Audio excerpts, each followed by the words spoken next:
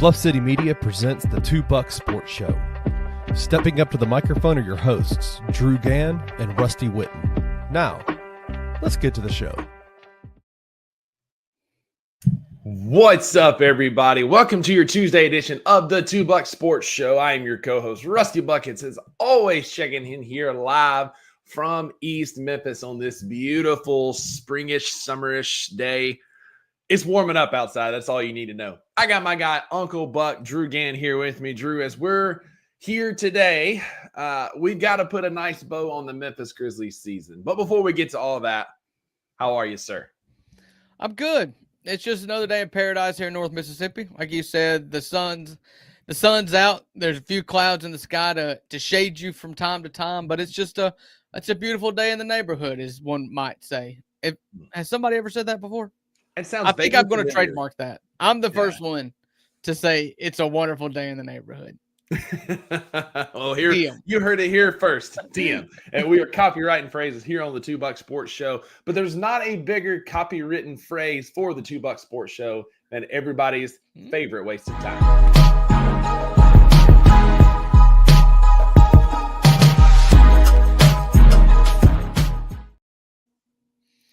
Buckets. It is Tuesday, and we have not caught up much.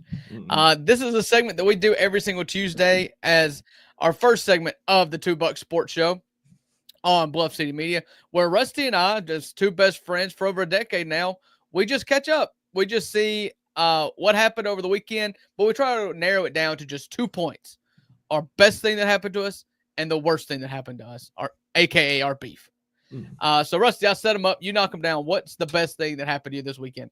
Yes, sir. Live every Tuesday at 12 noon. We dive into the best thing first because we always like to start with the positives, right? And so for me, Friday night, Maggie and I found this incredible event at the Memphis Zoo called Roar and Pour. There were 30 Tennessee distilleries came out, hung out at the zoo after hours on Friday night. They had some of the animals out. There were some local restaurants that had some food out as well. And Drew, it rained like right up until time to start, and then it quit, and all the humidity was gone. It was just a perfect night to kind of walk through the zoo.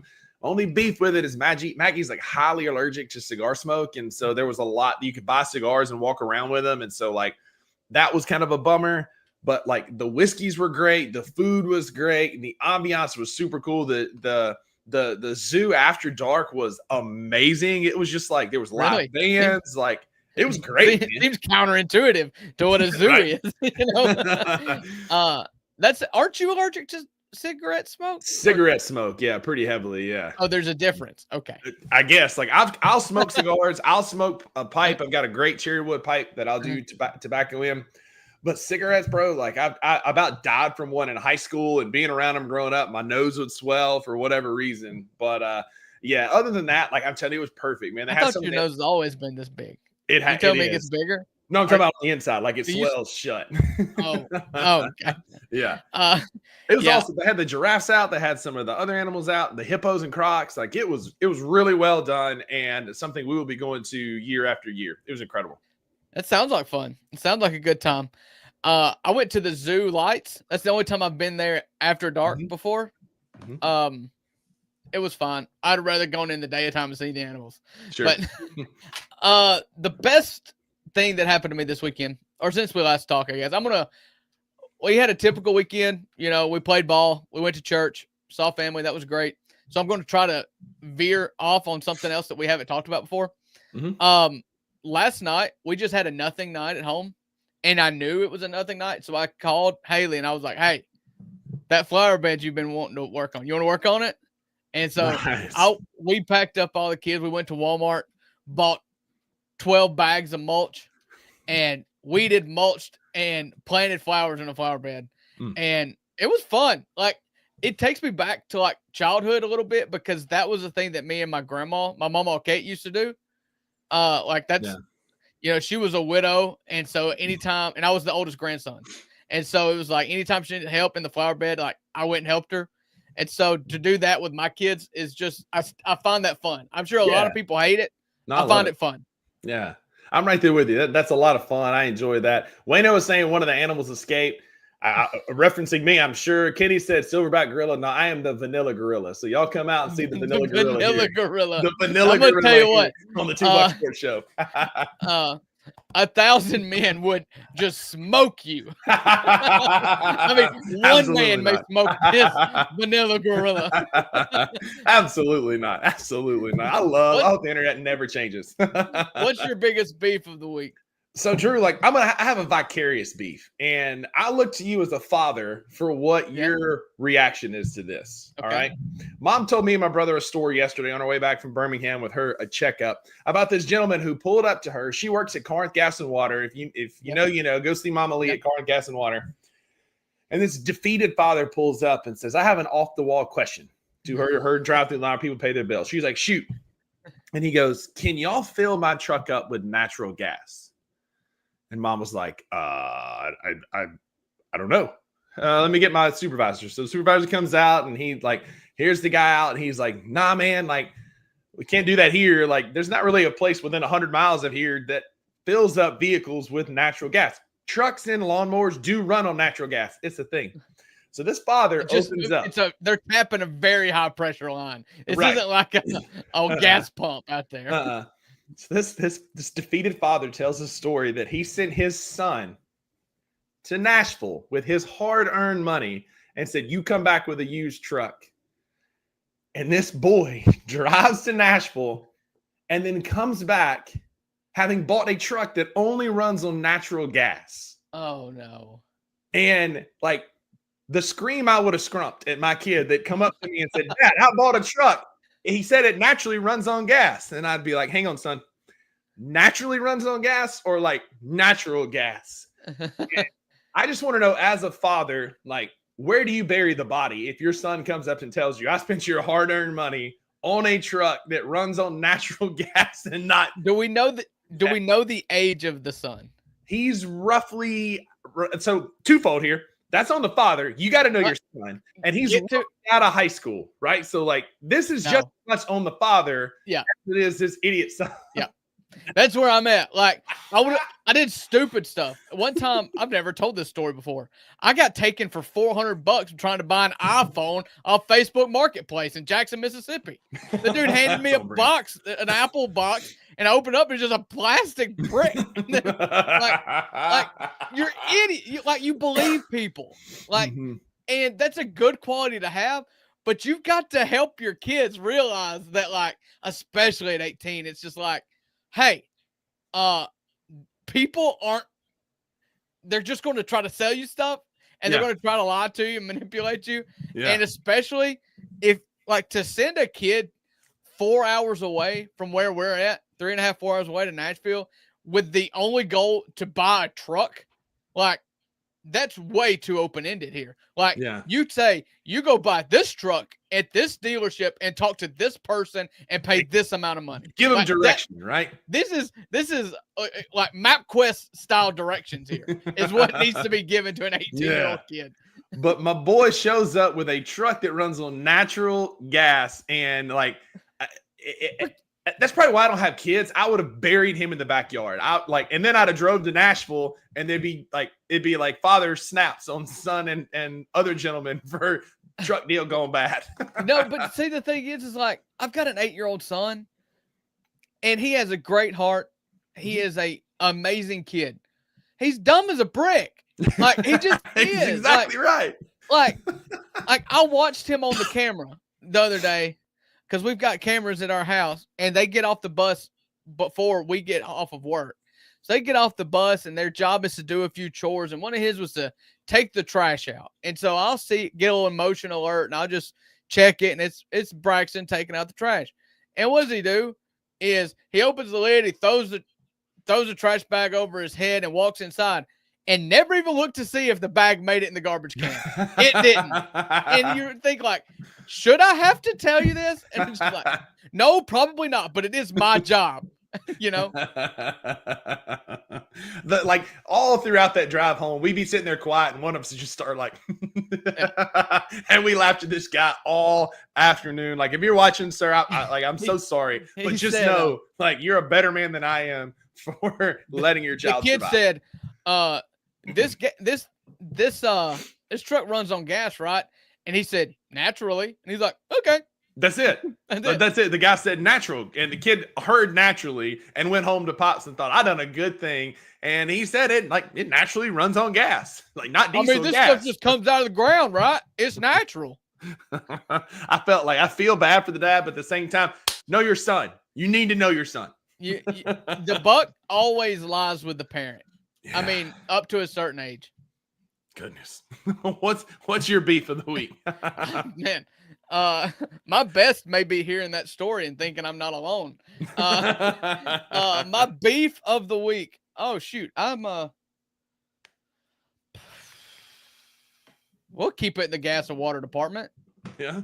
My sewage keeps on blocking up for city sewage, and my toilet don't flush, and I'm in a war with the city of Ripley. Oh no! Oh no! Yeah, there we go. That's it. Well, we'll keep it in that vein. Listen, if you're sending your kid to go buy a vehicle, make sure you're implicit with the instructions. Speaking of implicit instructions, we thought we had given the Memphis Grizzlies instructions heading into this season, but Uncle Buck, things went a bit awry.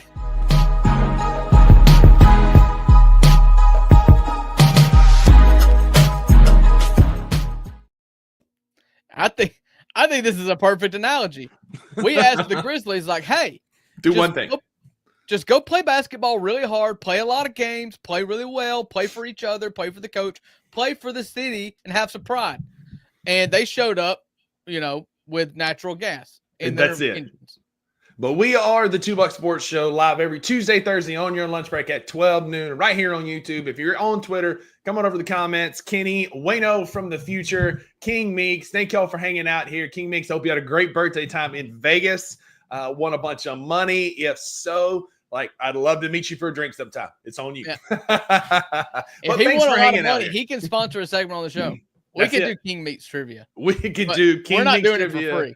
No, exactly. But thank y'all being here again. We are the $2 Sports Show, and every Tuesday, Thursday, we talk about the Memphis Grizzlies.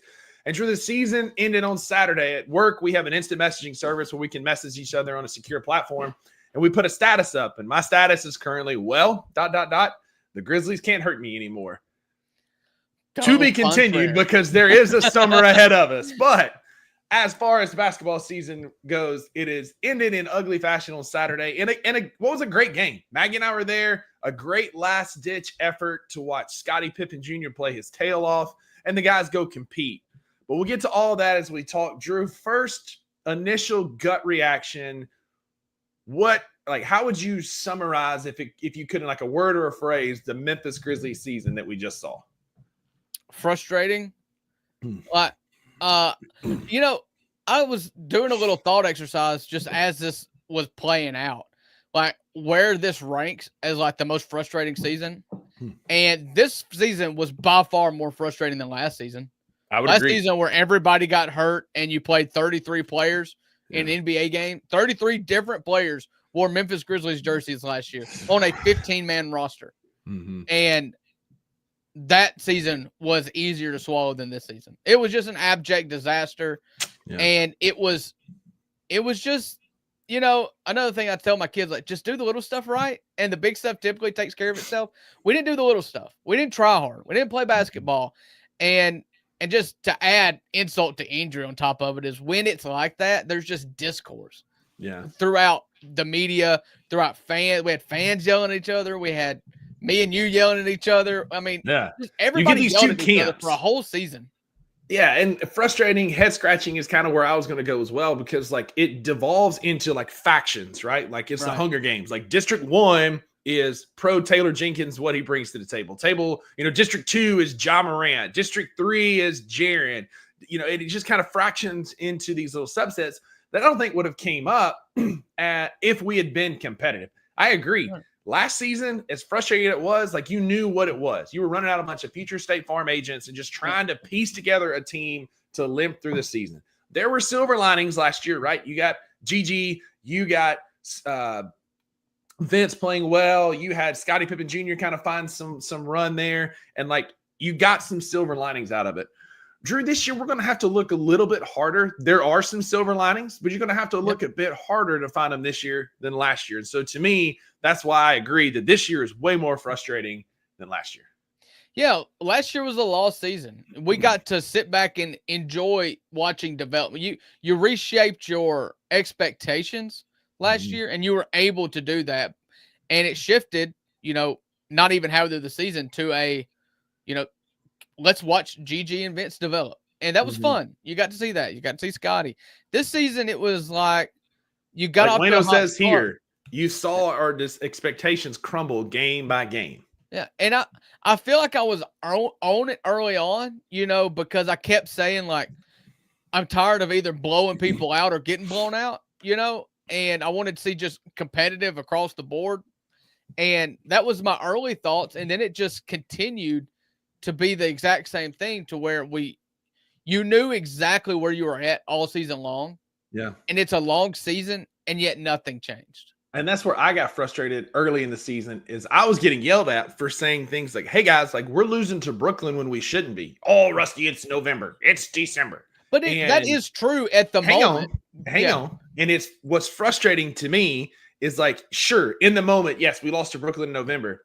But then we were doing the same boneheaded things in January and February and March. And instead of nipping those in the bud early, as Barney Fife would say, we let them fester and continue because nobody would take the bull by the horns and say, what are we doing? What is not going well? Because, yeah, we were front runners in the entire season. We were front runners and a complete false front team. We padded stats against bad basketball teams, but when a team came out and punched us in the mouth, or just ran a zone, there was nothing we could do to overcome it. And it was frustrating that those same issues that plagued us in November ultimately caused us to collapse late in the season and put us in the position where you had to go through Oklahoma City in the playoffs.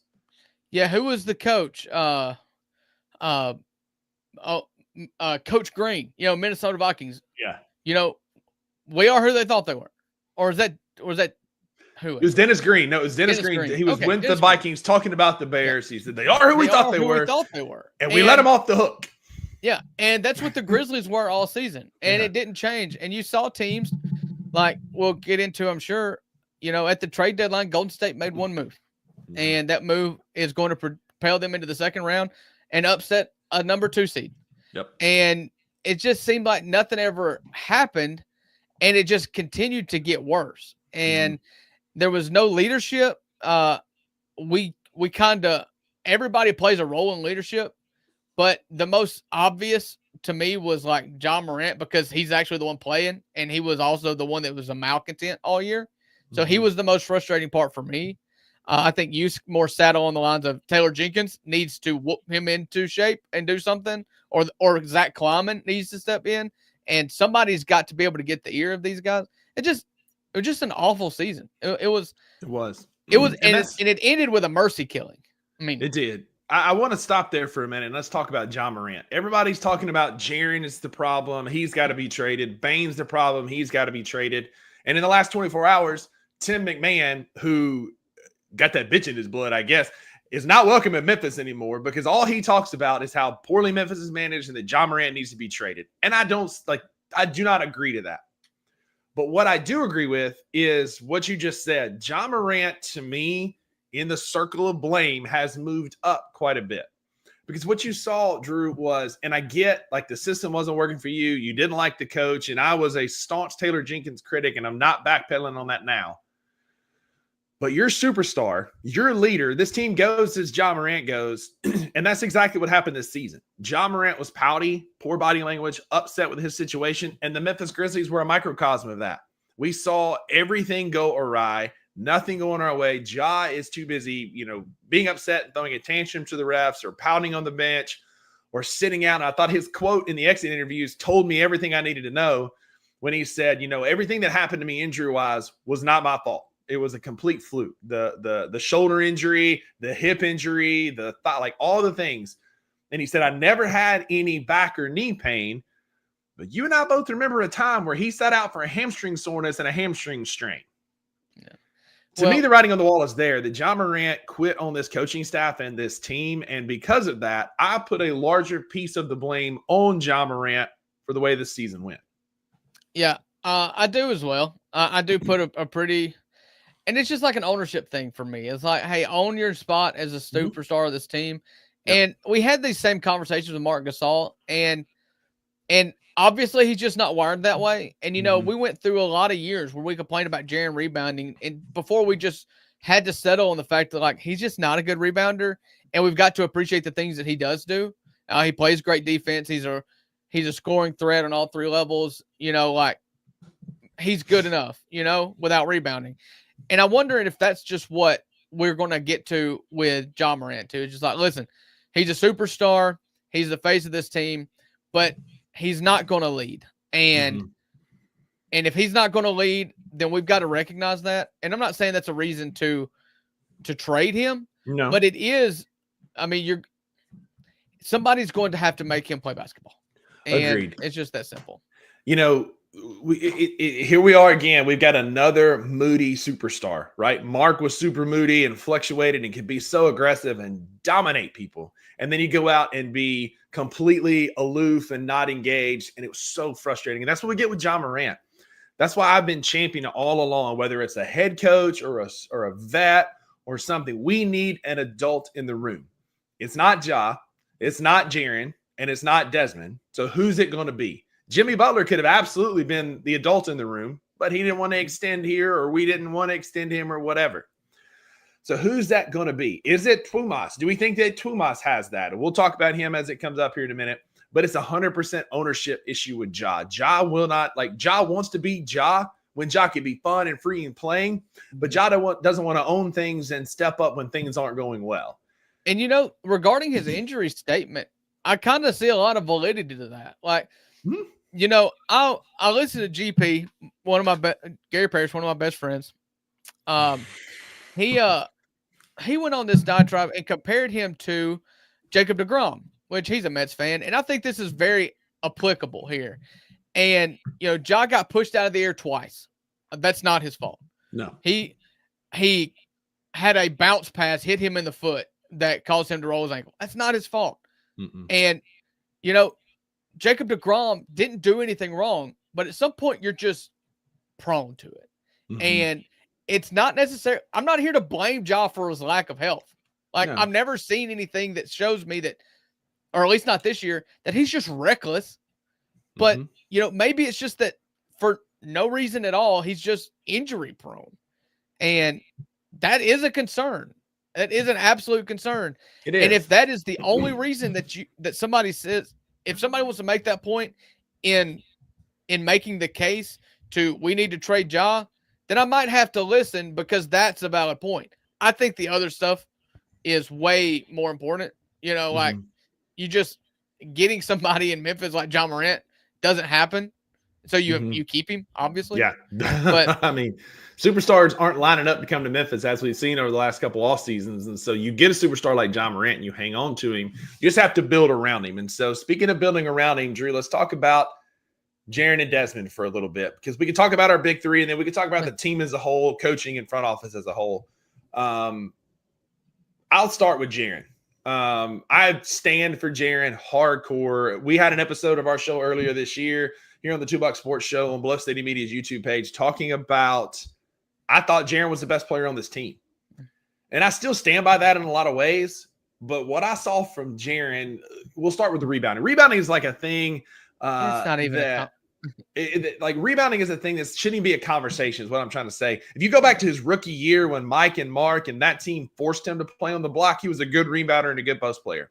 But ever since Taylor Jenkins has been here, he has been playing more like a 7-foot stretch 3 than he has like a skinny center. And so when he's got his feet out in the 3-point behind the perimeter, he's not going to rebound a ton. And if you can't see that, like, I'm sorry, you just don't know ball.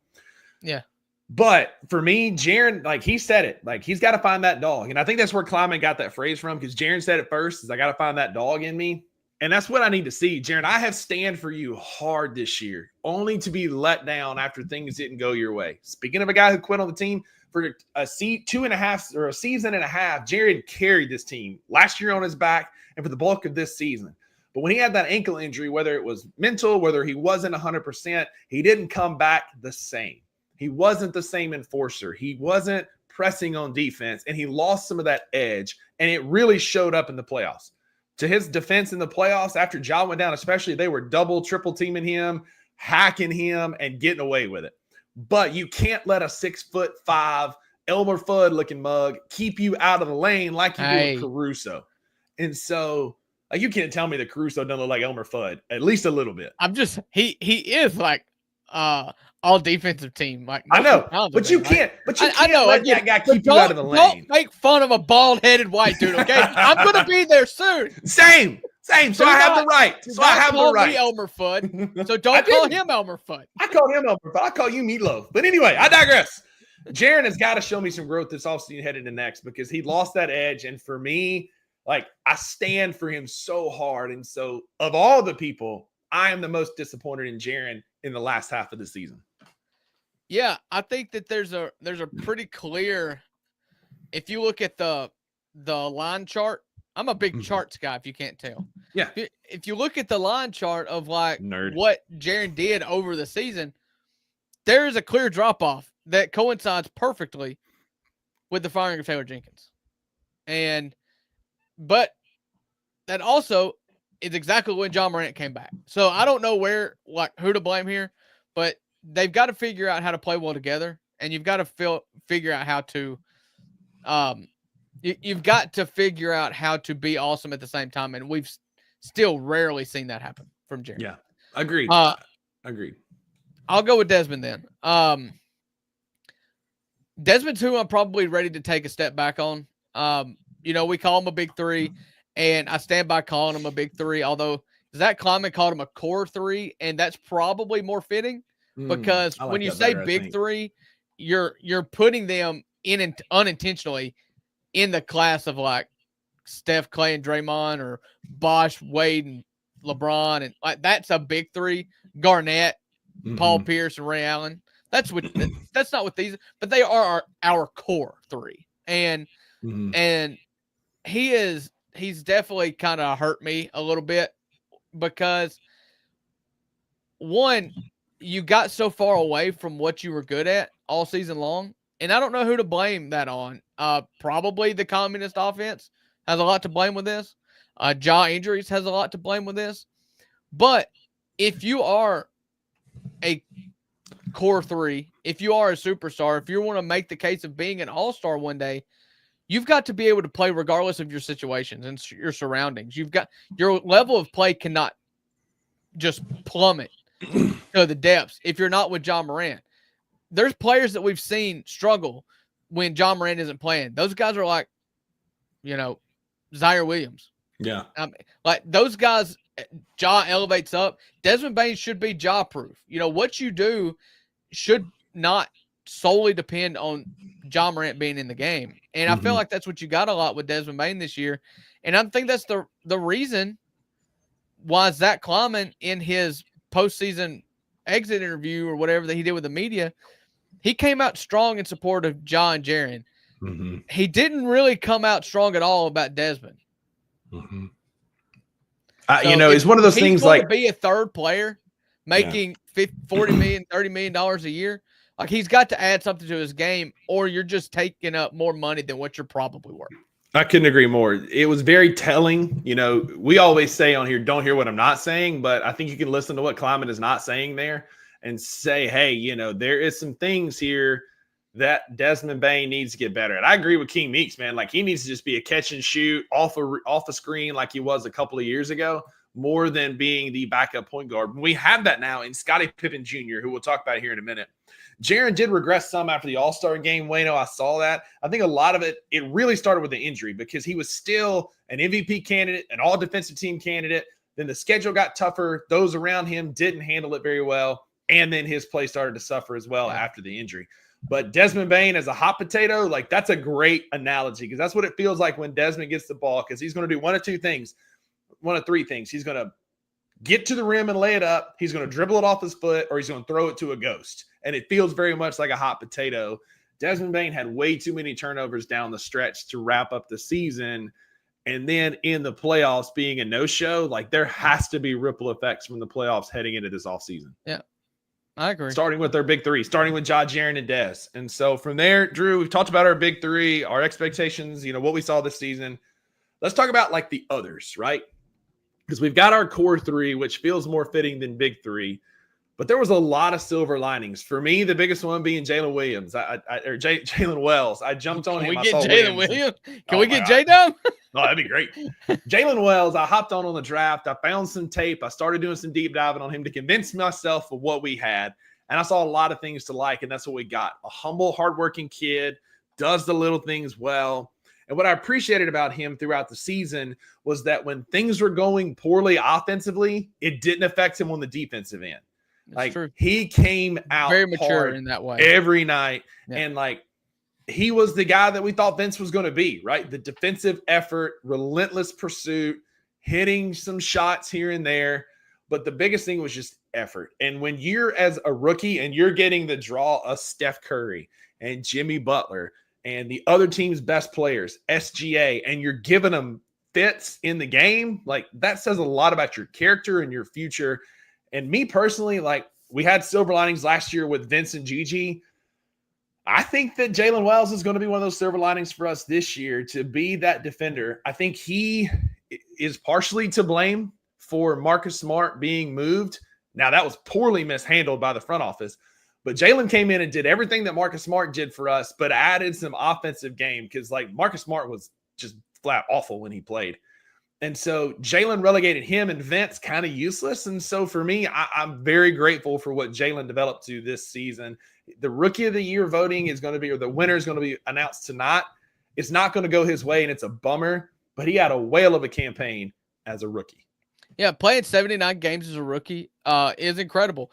I remember Dylan Brooks' rookie season. He played all 82 games, and I don't believe that was a playoff year. That would have been Tony and Zach's last year. So no. So I don't remember if that was playoff year. That would have been Fizdale's first year, or maybe it's JB. No, it's Fizdale's. It was Fizdale's year, and then JB the next. Yeah. But I just that was the year Fizdale got fired in the middle of the season, so he got half Fizdale, half JB. Yes. But it says a lot about your availability, and I'm not on the Jalen Wells, I'm not ready to do anything other than say he's solid going forward. I'm not putting him above Bane, or I'm not putting him in projecting him into some superstar category because we all made that mistake last year, with Gigi. I'm just not going to do it. And that's not who he is. That's not what he's going to be for this team. You're right.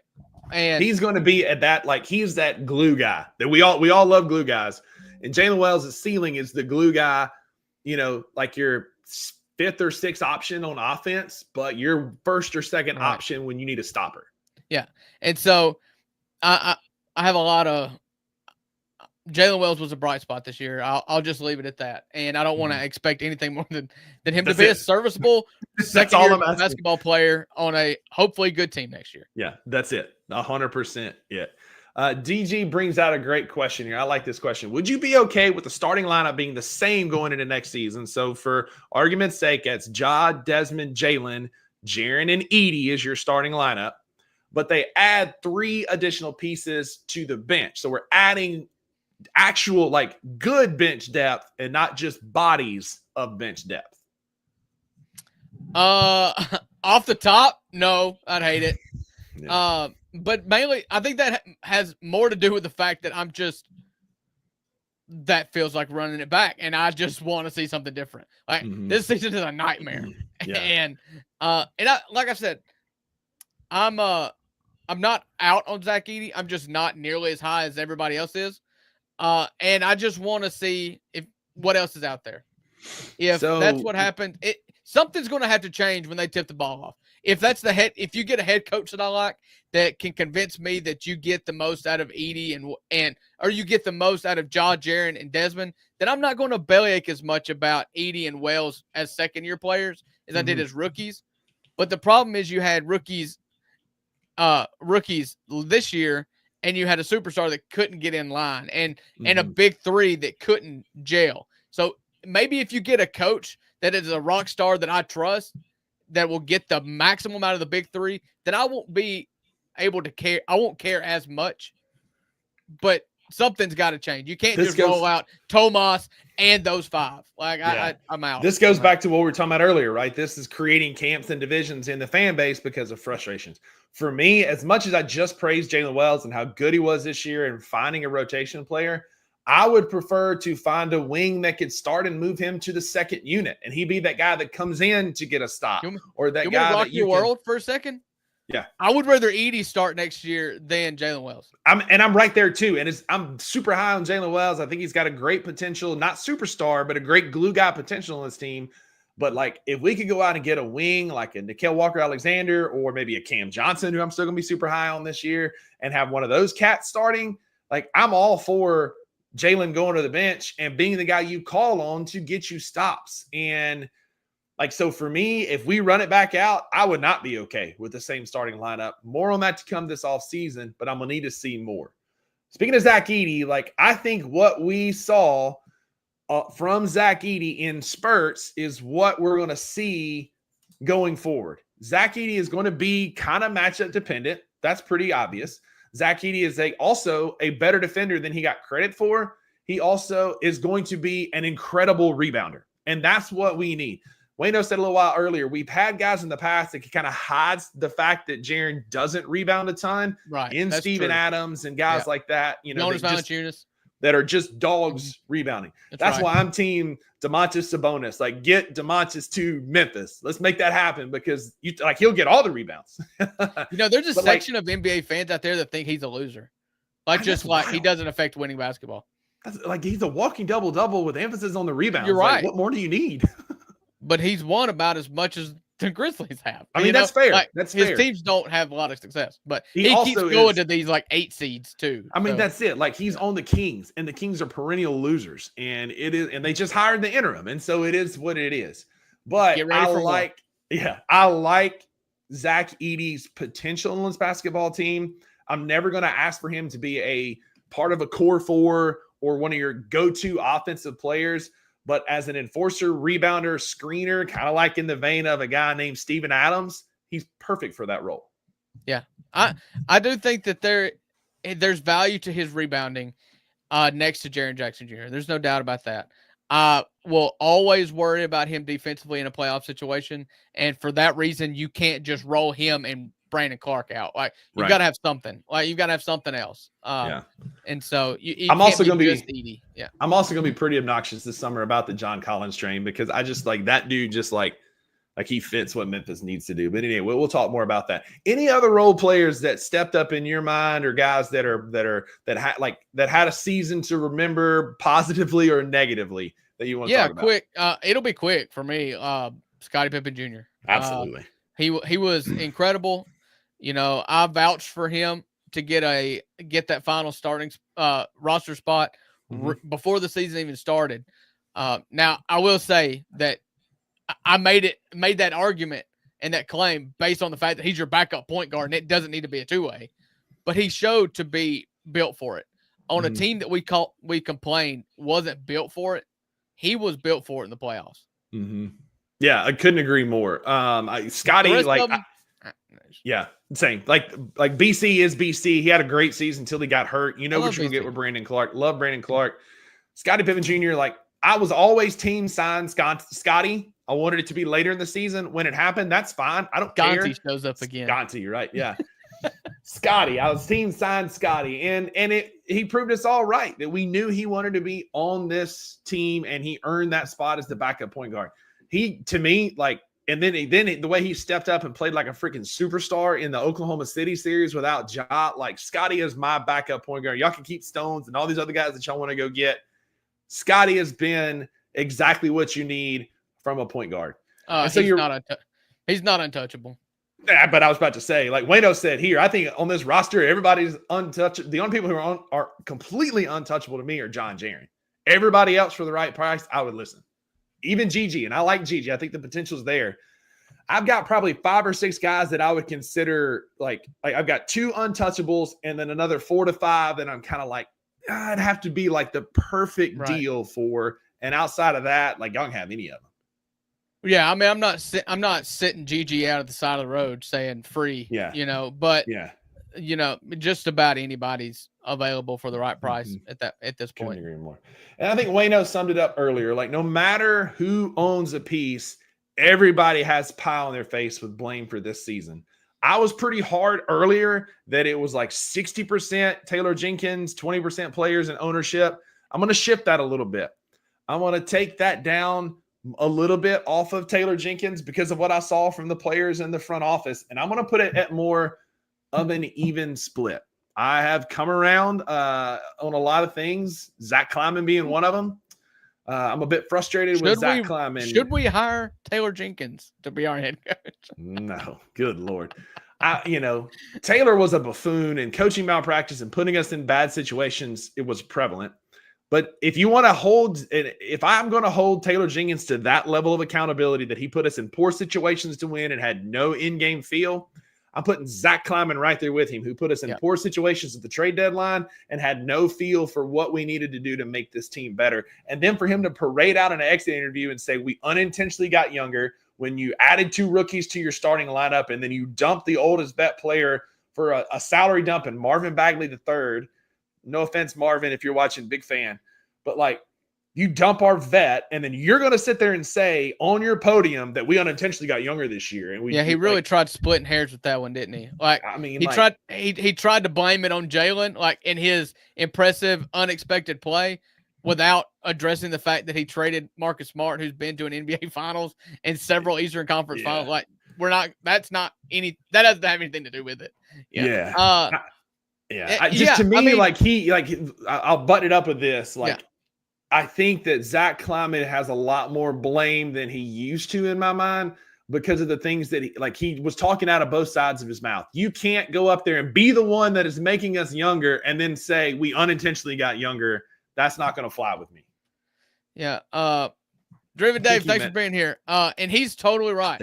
Gigi had some defensive games that stood out for the wrong but not reason. In a good way. I mean, awful. Yeah. We forgot what end of the basketball court he was on. Yeah.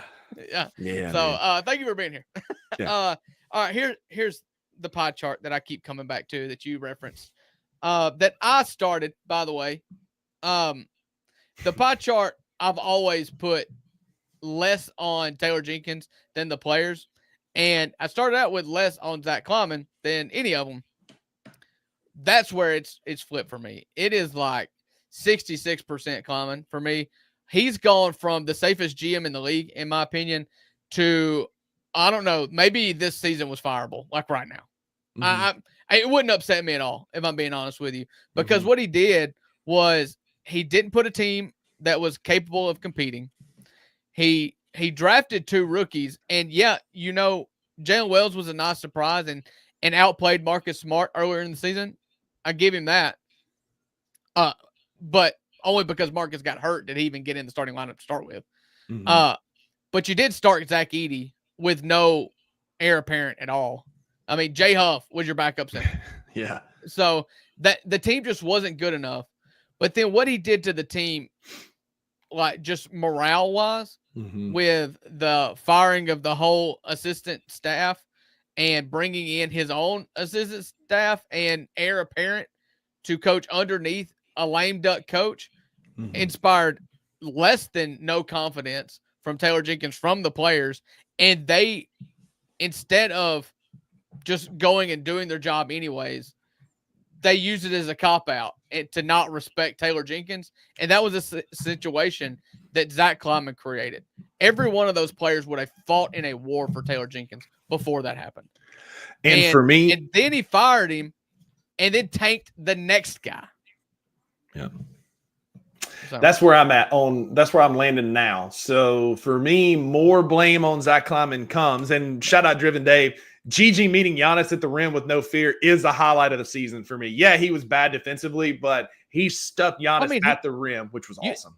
Listen, hey, you know who else pinned an all-NBA player, NBA championship at the rim on multiple occasions? John Conchar. Exactly. But Giddy stuffs Anthony Davis every single time that he does. But we don't call Giddy a great defensive player. No. But listen, so back on topic here. So Zach Kleiman has done himself and the team and the fans a disservice because he has now set up Tuomas for failure. If you know he's your guy, you could have waited until after the season. Like, again, I was fine with the firing. I'm not backpedaling on that now. But if you wait till the offseason, then guys like myself and a large portion of the fan base are going to be much more excited about the potential of Tuomas. There's the unknown. What can we do?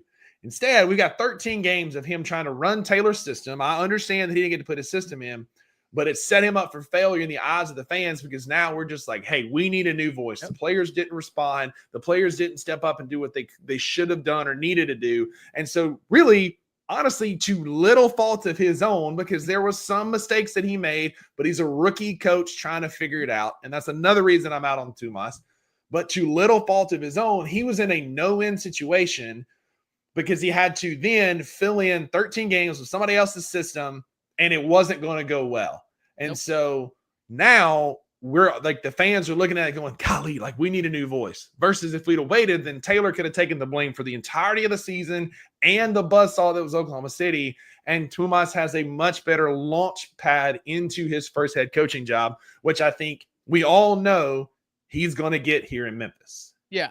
You know, if soon as game 4 was over and we got swept, if Kleiman calls Taylor Jenkins into his office and says, thank you for your service and your 6 years here at Memphis, you've developed a lot of really good players and you've done well at what we've asked you to do, but it's time to get a coach that can take us and deliver in the playoffs. I will be happy to write you a letter of recommendation to whoever wants to hire you. Yeah. And then at media day, he comes in and says, this guy is amazing. I went to Paris to pay this guy's buyout and beg him to come because I believe in him. And he's our guy going forward. John Morant, in the actual exit interview, said he likes him. Jared says he likes him. They could have done that again. They would have done that still. And, I mean, we're excited. I mean, but instead, you just tank it. And at the time, you know, maybe I get it. But I said, you know, you're just trying to do whatever you can to motivate this team. Maybe I get it. But what happened was, it was a lose-lose situation in which he lost, and just the fan base is just kind of sick of it, and we need somebody else. I think the fans, and this is kind of where I land on it. If Tuomas is the coach, like, I understand it. I'm going to be in his corner, and I'm going to root super hard for the guy, and I'm going to give him grace and see what comes out of it. But it just feels like, Drew, we're going into another season, another span with a new rookie head coach trying to figure out how to be a head coach when we're also saying that we are going to be aggressive and trying to build a championship team. In my mind, and Tuomas may be the second coming of Missoula or Dane Holt or whoever, insert whatever assistant that becomes a great head coach here, right? Dagnall, whatever. It might be the same one, or it may be another iteration of that.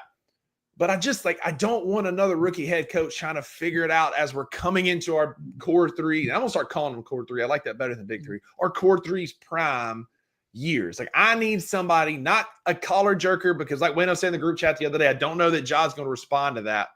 But like, for me, like a proven guard in the NBA, like a Damon Stoudemire, or get Rajon Rondo on the staff or something that can help like develop Ja into an NBA point guard is huge for me.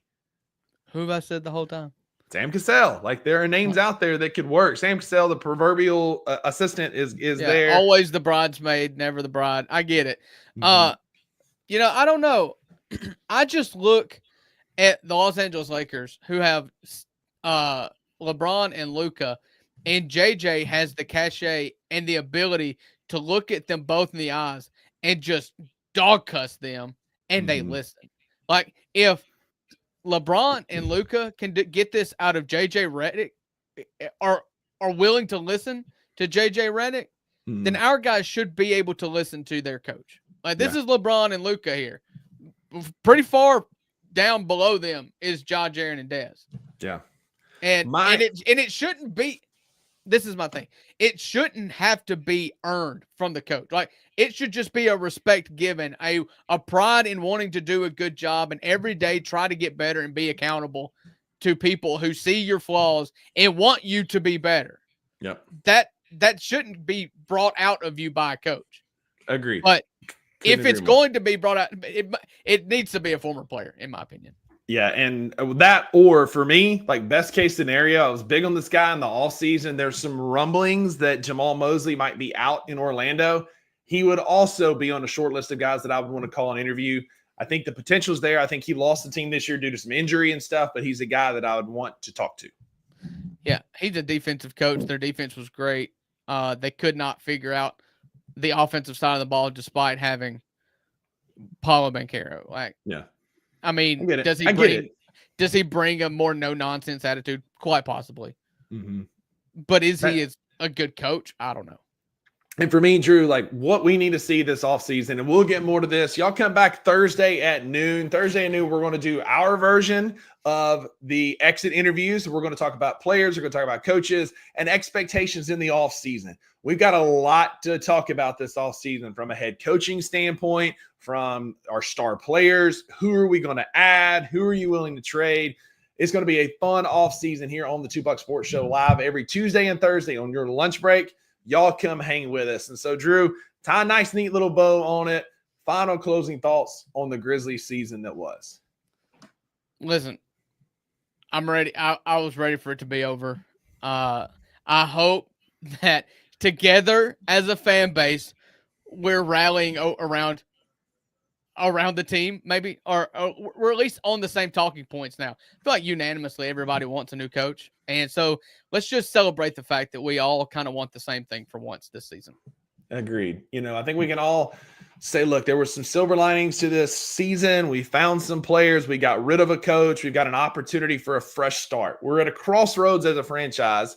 And so now, like, the rubber meets the road this summer. This is when we have to make aggressive changes from a leadership standpoint, both players and coaching personnel, from a player standpoint with adding veteran wings, veteran post help, whatever that looks like. This team needs to look different heading into next year, because I don't know that me as a fan and fans at large can take another wasted season trying to figure something out. Like, we need to see positive changes this summer as we head into next season. So, all right, if y'all been here for the 54 minutes of the Two Buck Sports Show, thank y'all for hanging out with us again. We are live here every Tuesday and Thursday, hanging out, talking Grizzlies. We're going to get back into college baseball. There's a lot of college sports in the summer coming up that we're going to talk through, so y'all hang with us. But in the meantime, go be a friend to somebody who needs a friend. And Drew, there are no refunds for what you heard here today on the Two Buck Sports Show. That's right. Because with the Two Buck Sports Show, you always get what you pay for. Hope everybody has a good day. We'll see you on Thursday. Thank you for listening to the Two Buck Sports Show. If you enjoyed this episode, leave a rating and a review wherever you download your podcasts. Also, like and subscribe to Bluff City Media's YouTube page. For comprehensive coverage of all things Memphis sports, head over to www.bluffcitymedia.co and find out how you can become an insider. We will see you back here next time.